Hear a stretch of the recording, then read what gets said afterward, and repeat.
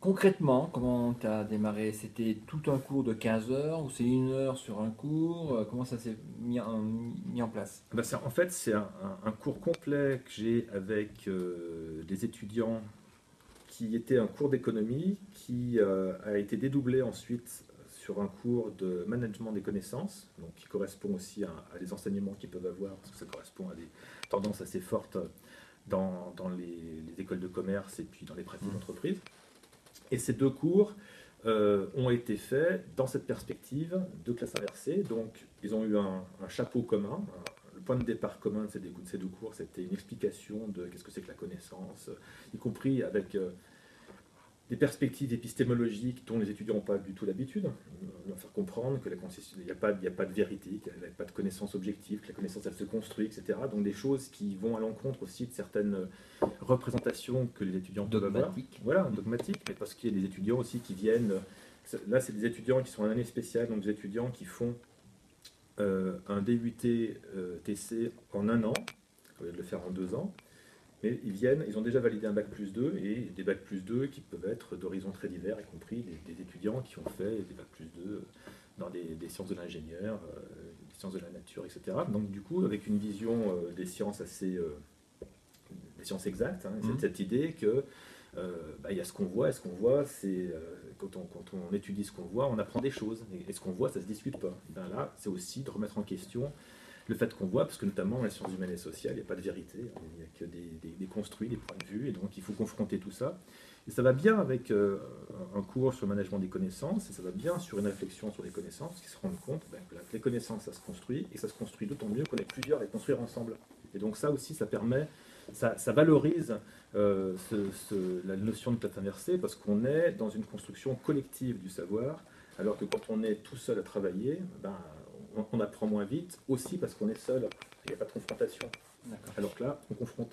Les matériels que tu utilisais, tu parlais de vidéos, c'est toi qui les as faites, c'est toi qui allais les chercher ou c'est toi Non, qui... non, en fait, j'ai pas le temps, j'aimerais bien pouvoir, ça serait formidable d'arriver à pouvoir faire des vidéos et à intégrer complètement un cours sous forme de MOOC ou autre, mais l'idée, non, là j'ai pas le temps, donc du coup, il y a énormément de vidéos disponibles sur Internet, énormément d'articles libres de droit sur Internet, d'ouvrages qu'on peut consulter aussi. Donc je leur fais passer de l'information comme ça, avec des petits résumés que je leur mets sur Google ⁇ donc en ligne, où ils peuvent récupérer donc, le résumé sur lequel ils peuvent prendre des notes, et en même temps avec tous les liens qui peuvent leur servir à approfondir les informations dont on va parler.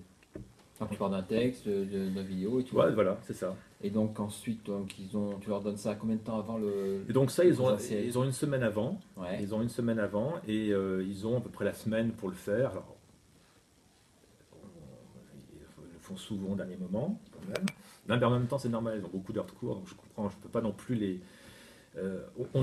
c'est-à-dire que notre mode d'organisation n'est pas du tout fait pour valoriser la classe inversée, puisque les étudiants, ils sont présents, ils sont en présence physique dans le département 30 à 35 heures par semaine, donc ils n'ont pas de temps libre vraiment pour arriver justement à faire ça correctement.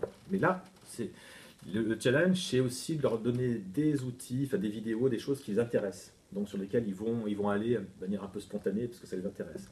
Ça ne marche pas avec tous, ça ne marche pas tout le temps, parce que justement ils disent qu'ils ont trop de travail, et je les comprends sur ça.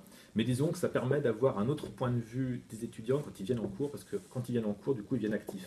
Ils viennent en sachant que ils vont pas se reposer et prendre des notes tranquillement pendant 3 heures, ils vont être actifs sur un certain nombre de choses. D'accord. Et l'institution, elle a reconnu ça? Elle a fait quelque chose avec ça ou pas? Tes heures, par exemple, tu es payé pour faire des heures de cours.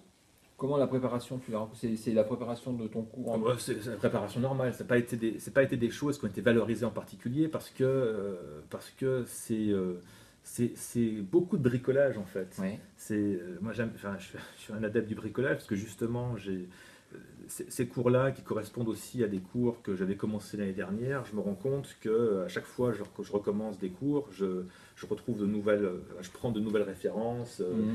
Je fais beaucoup de Donc ça cours. évolue tout le temps, ton Ça évolue cours. constamment. Je fais beaucoup de cours sur les réseaux sociaux, enfin, Ouais. en servant les réseaux sociaux, et je reprends, je repioche à droite à Mhm. gauche des trucs chaque année. Donc, j'aime bien aussi le rendre vivant de ce point de vue-là. Et donc, du coup, c'est peu formalisé. Et étant peu formalisé, c'est difficilement valorisable auprès de l'institution. D'accord. Donc toi, tu fais un cours institutionnellement, c'est comme si tu faisais un Ah cours oui, normal. c'est pareil, D'accord. c'est pareil. Pareil. En fait, il pourrait, le jour où j'ai vraiment le temps, l'idée, ça serait d'arriver à construire un vrai cours complet en e-learning avec effectivement une reconnaissance de ces heures qui serait faite non pas en présentiel mais en distanciel, et puis le complément justement présentiel sur l'expérimentation. Ce serait l'idéal, ça. J'aimerais beaucoup, mais là, j'ai pas eu le temps de le faire. D'accord. Et qu'est-ce que tu vois dans tes pratiques? Donc ça fait combien de temps que tu pratiques déjà Sur ça, là, Ouais, la classe inversée, ça fait depuis le début de l'année. ouais. J'avais commencé un peu l'année dernière. L'année dernière, ça s'était pas très bien passé, justement, hein. C'était avec les amphis, etc. Donc là, cette année, ça se passe très bien. Sur les réseaux sociaux, oui, ça fait 2 ans aussi que je travaille avec eux. Donc, Et quelles sont les évolutions que tu vois de la part des étudiants ou toi avec la pratique que tu as?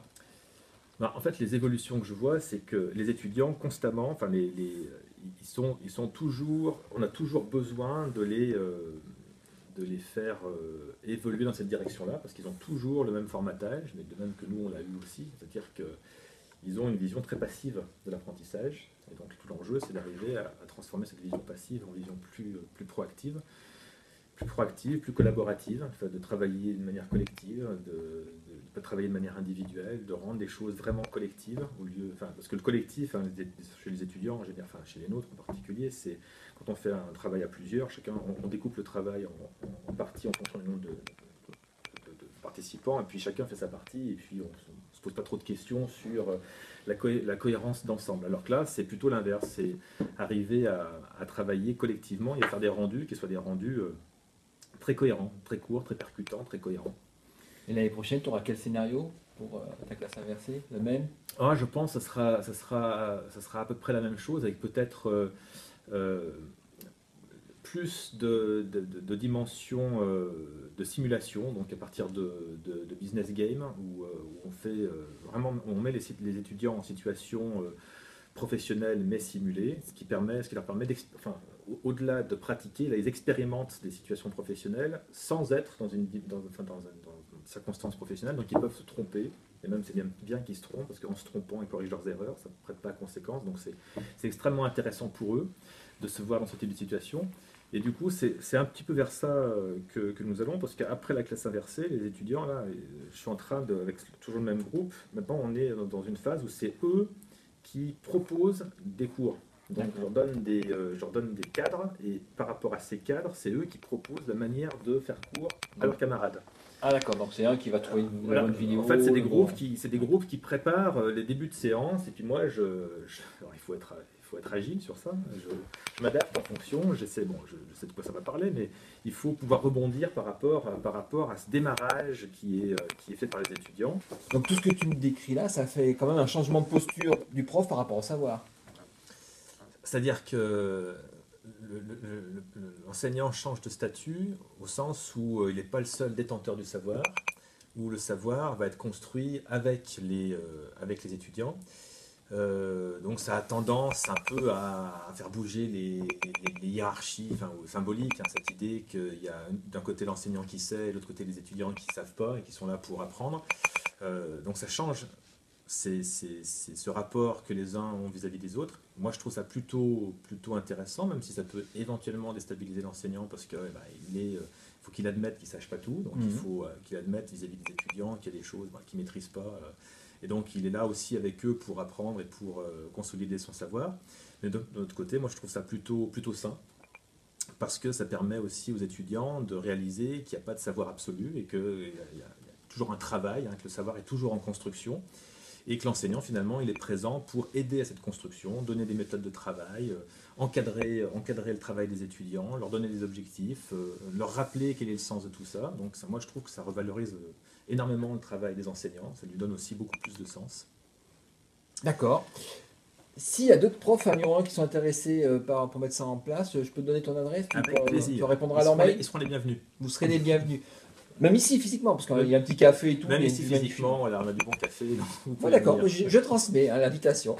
Merci David, à la prochaine. Merci Christophe, à bientôt.